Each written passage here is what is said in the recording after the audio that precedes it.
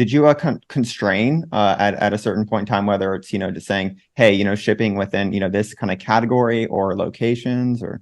Sure. I mean, and it was a little bit of an argument I had with my CEO where I said to him, look, in order to start getting transactions, we need to constrain our origin country, our destination country, and what types of freight, right? When you ship, you can ship by air, you can ship by ocean, you can ship a full container, you can ship as a part of a container, you can ship trucking, you can do train. So there are lots of different options, right? And the dream was to do everything, right?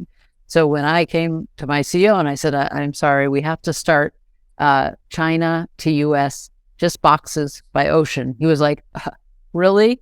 Like, next you're going to tell me that you only want to do this zip code to this zip code. And I said, yeah, if that's what it takes, right? Because I had heard a great podcast by, I think it was the founder of Get, who said that when they started their taxi service, they did it on one block. They basically started in one block, right? And we know that of Uber as well, right? They started, what was it, San Francisco?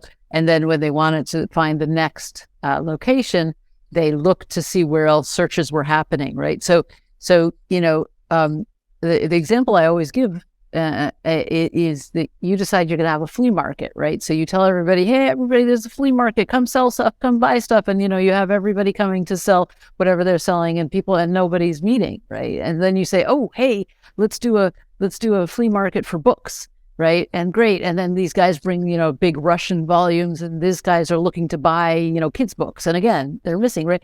And so you say, okay, it's kids books, right? Oh, different languages, right? You have to constrain at first to start getting those transactions, right? And you start getting those transactions, then, and only then do you understand what your value is going to be, right? Because you see that it actually closes. And you can think in your closed room that exactly what you're going to sell and exactly who's going to buy it. You have no idea, right? We know that about eBay. They were sure it was going to be all about collector's items.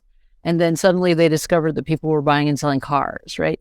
You do not know exactly where your marketplace is going to go. And that's what's fun, right? But you're not going to know until you start getting transactions. And when you start getting transactions and you see if they're valuable and you see if they're going to be profitable, that's when you can start to grow. So yes, you have to constrain.